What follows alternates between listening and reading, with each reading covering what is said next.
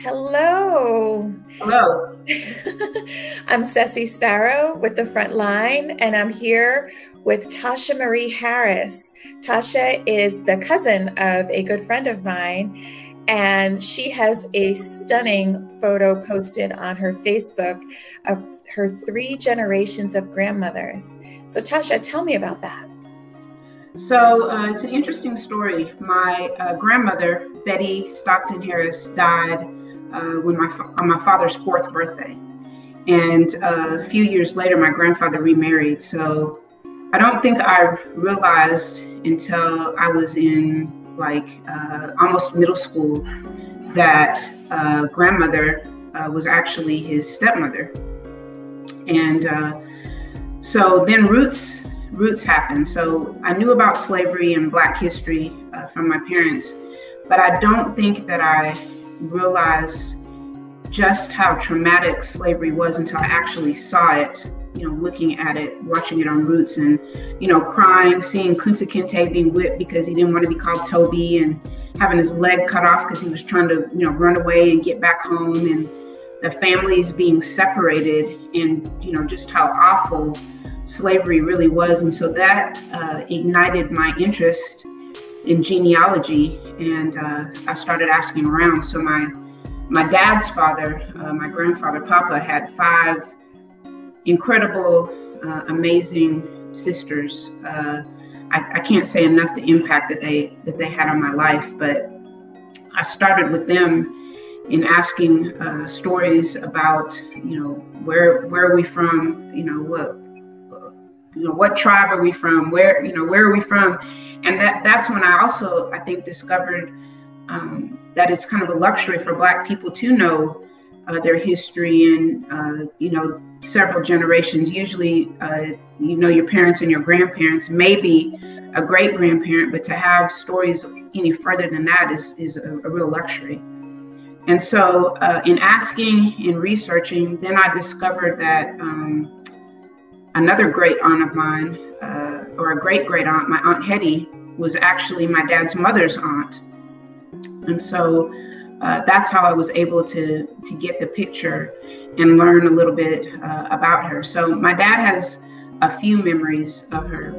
Again, she died when he was 4, but my Uncle Rector was 8 when she died. And so he has better memories of her. And he told me stories about if they were driving around Welder, which is it's a little country town in Texas, in Gonzales County. I think it's about 60 miles west of San Antonio. But when they would be riding around, sometimes my grandmother would have to get in the back seat, and they'd have to cover her up so that my grandfather wouldn't be pulled over by the police thinking that he was with a white woman. That's when I started learning about, colorism and, just the many different ways that Black people were traumatized. So my father was a Vietnam veteran and decided that if he survived the Vietnam War, when he came back to the States, he wanted to, live a little bit differently. So, of course, my parents being born in the 40s, living in Texas, underwent a lot of segregation. So when they came back and my dad left the military, we lived in the Midwest. So we lived in Kansas, Missouri, Ohio, Minnesota, and this was in the 70s. So we were either the first or only Black people in our neighborhoods, which made me the first or only Black child in my school. And it was kind of a lonely experience. I come from a close family, but they all lived in Texas. And so it was just the 4 of us, me, my sister, my mom, and my dad, living in the Midwest. Everybody else lived in Texas, and I saw them, summers and holidays. So every day going to school, I felt like I was gearing up and going to war, a battle. I had students whose parents didn't want them to be in class with me. I had teachers who didn't want to waste their time teaching me. And so genealogy, finding stories, learning about Black history was my method of self-care and trying to find a connection to somebody. And so finding pictures, learning stories about my grandmother, great-grandmother, great-great-grandmothers, aunts, cousins, just different stories was a way of giving me some purpose and connecting to someone. And I have another picture. It's of my grandfather's grandmother. Her name is Annie Jane Henry. And when I saw the picture of her, she has this sadness in her face. And I instantly felt like this was somebody who knew me and who I knew. Like I literally could feel like my heart just kind of skip a beat. And I think we all carry so much trauma. You know, James Baldwin said, to be a Black person in America is to be in a constant state of rage at all times. But I also think we're in a constant state of sadness. You know, we carry, I think we carry sadness in our DNA. And then just being Black person, I think really anywhere, but particularly in America lately, every day you encounter something, if it's gaslighting, some kind of, you know, slick little comment, or outright racism. And so we're forced to do a lot of things, code switching, trying to assimilate, trying to get along to get where you want to be. I mean, I can remember being young and angry about something and being told, you know, just get along until you get in that high position. And then when you get in that position and in charge, then you can make changes and reach out and help your people and, you know, whatever. But the internal damage that it does to you while you're trying to get along to get there, I think is very damaging and long lasting. And so one reason that I'm so excited about sharing my story, you know, sharing pictures and the things that I've learned is I think we all have everyday heroes in our family. And it may not be, you know, front page news like, you know, some of our greats, Martin Luther King, Malcolm X, Rosa Parks, but they didn't do it alone. So while they were the ones that were on the front page of the newspaper and in the history books, there were people behind them and people supporting them and people standing with them. And those are, you know, many of our ancestors and many of our relatives. And so they too have stories to tell. And, you know, sometimes just surviving, I think, is a great story and a testament to our resilience. And I think if we continue to do the storytelling, Black stories will then become mainstream, because I feel like that's one reason that some people justify the treatment of Black people or their feeling of superiority, because they don't really know what all we've done. Great inventions by Black people. You know, the stoplight, the gas mask, the watch, the sole of the shoe. I could go on and on. First person to successfully perform a heart surgery, the blood transfusion. All of that is by Black people. And I think if we learned more about that, the Revolutionary War, the first person killed in the Revolutionary War, Crispus Attucks, was a Black man. And so if we learn the true history of what Black people have endured and what they've invested in this country, I don't think that so many people would be able to go around feeling superior, but would rather be in the awe that they should be of what all we have accomplished despite slavery, despite Jim Crow laws, despite racism. We continue to thrive.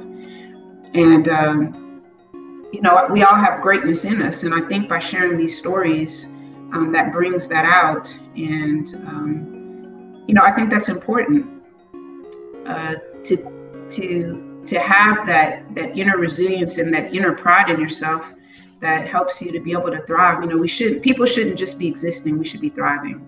And I feel like telling these stories is a way of thriving. So what I've learned in my genealogy research and hearing stories from some of my relatives is that life hasn't been easy for any of my ancestors. It's been really tough. In some stories, it's been really sad. My great grandmother on my mother's side, who I knew, was the seventh daughter of a seventh daughter. And she said she always thought that that would bring her luck and fortune, but she had a really sad, really hard life, that involved, sharecropping. She didn't speak English that well. She spoke Creole, which is a French dialect. Didn't really read and write that well. So was forced into a lot of manual labor positions. She was born in Louisiana, and at the time that she was born, I think Grandma was born in 1899. Black people, they weren't even allowed to graduate from high school. So in Louisiana, Mississippi, a lot of those states, school only went up to like the 10th grade, and that's if you were lucky enough to stay in school that long. So you really couldn't even have a full high school education. Several of her siblings that were really light passed for white and moved to California to have a better life, and there was some resentment between the siblings because the ones that were left behind felt kind of abandoned, and because they still had a difficult life, there were some tensions there. But despite the sadness and the many bad things that happened to them, they still had hope for the next generation. And so, they raised the next generation that, things might have been pretty bleak for me and pretty sad, but you can be different. And so they stressed education, entrepreneurship, hard work.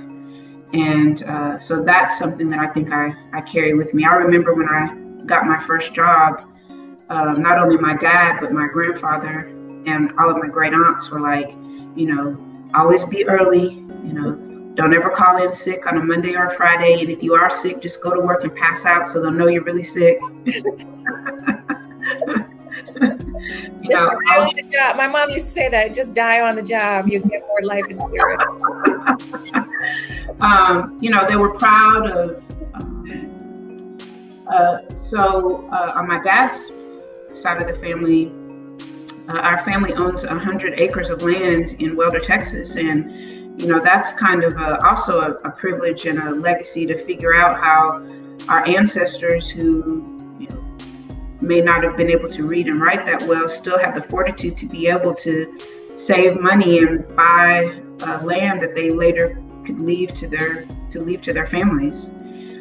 So I think that my ancestors had a vision, and that their next generation would be the culmination of their dreams, that they may not have been able to accomplish what they dreamed about, but they had hope that the next generation would. And I think that that's probably a feeling that if I talk to a lot of other Black people is a similar story. Another thing that I think sharing our stories does is it kind of unites us. I think I like to tell people that all Black people are not cookie cutters. So some of us are Catholic, some are Methodist, some are Baptist, some are, different, we're all different shades. Some are Creole. A lot of Black people on the East Coast have some Portuguese and Dominican, just because of the shipyards, the slaves that came there learned about boating, and they eat different foods, and so we're not all the same. We're Dominican, Cuban, Haitian. So all Black people are not. We don't all think the same. We like jazz, R&B, Zydeco, whatever. But I think the similar tide that wherever you go, the Black experience is that we carry the weight of our ancestors. So every generation puts a lot of hope and expectations on the next generation to achieve that equity and that dream that really, we all should have. It was in the Constitution, regardless of at the time, Black people weren't considered property. We weren't considered people, but we are people, and we all have that same hope. We want to thrive. We want to have healthy, happy, hopeful families that are doing well and enjoying life. And so I think we all carry that weight, which again is why storytelling is is so important, because you hear other people's stories and you can connect with that, or you can understand it, or you can kind of commiserate with that same shared story. And I think that, you know, the more that we continue to do that, that helps us step into our power. Mm-hmm. It's 2021, and I still don't think Black people have fully stepped into their power. I think we're getting there. You know, we're on the right track, but we still have such a long way to go. And there's no reason that we should still be stepping into our power, because I think we've proven to ourselves and the country continuously of our impact and how it benefits America. All of the agriculture, the land, you know, slaves, you know, designed the landscape of this country through work. Even in like South Carolina, you know, when slaves first came there, a lot of the plantation owners weren't very successful. They were trying to grow, you know, vegetables, fruits, cotton, different things, and nothing was going well. And they were about ready to starve. And they noticed that their slaves, you know, seemed pretty healthy and were doing well. Well, it was because they were growing rice. They knew that from the motherland when they came. So then they basically taught the plantation owners about rice, which is why South Carolina was one of the richest and wealthiest states, because of the knowledge of their slaves. And so, you know, there's umpteen stories about what we've done. And I think through storytelling, that's a way for reconciliation and restoration, to give us our value and show that, you know, not only were we here or have we been here, but we've thrived. So that was my way of my self-care and my fighting back to the daily racism that I encountered in school, was knowing these stories of where I came from. And that made me read not only about my own history, but about other Black history. And so I continuously learned and was proud of our value. You know, that's what made me start reading James Baldwin, Alice Walker, you know, Richard Wright. All of that gave me the strength to get through another day. And so I hope that these stories sharing will encourage people to look into your family, you know, look at the women and the men in your family and ask them about, you know, what they've gone through or how they felt about things. And I think you'll be pleasantly surprised, touched, in awe of the strength and resilience of just getting through a day and getting through it with grace and strength, and getting through it so that not only you may not have even recognized what all they went through, but it helped you to look at yourself in a different light. You know, I think about my maternal grandmother and great grandmother. You know, they always had a little bit of an air of sadness. And, you know, even when I heard about the stories of some of the things that my great aunts went through, but they always made me feel like a princess. My Aunt Elma, her husband died, but he was a mortician and he owned a mortuary. So she took over the mortuary and then expanded it into also a limousine service. But she used to send for me and my sister, and she would take us out to eat. And she'd stand up in the restaurant. She'd say, I want to get everybody's attention. My nieces are here. Aren't they beautiful? And she'd say, stand up, Tasha, you know, Courtney, stand up. Are they not just the prettiest girls you've ever seen? And they are so smart. And then she'd say, you know, read something. Or I played the clarinet, and she would always have me carry my play the clarinet, but they always made me feel like I was awesome. And every letter I ever wrote my Aunt Emma, she framed it and put it on the wall. When I went to see my Aunt Geneva, you know, she'd and she'd go put on a hat because she'd say, this is just, you know, this is a wonderful occasion. So in my darkest days, when I was feeling really bad, I would go back to a memory of when I went to visit one of my great aunts or my grandmother or great grandmother, and they'd be like, you know, you're just so smart. You're just the best thing. You're going to be, you know, you're a queen. You're going to be, you know, whatever you want to be. And that helped carry me on, which now looking back, when I know the things that they went through, that was a gift that they gave me, the gift of hope and joy when they had to like scrap and claw for everything. So yeah, that's beautiful. Thank you so much. Thank you. Really, really beautiful. I want to share my story.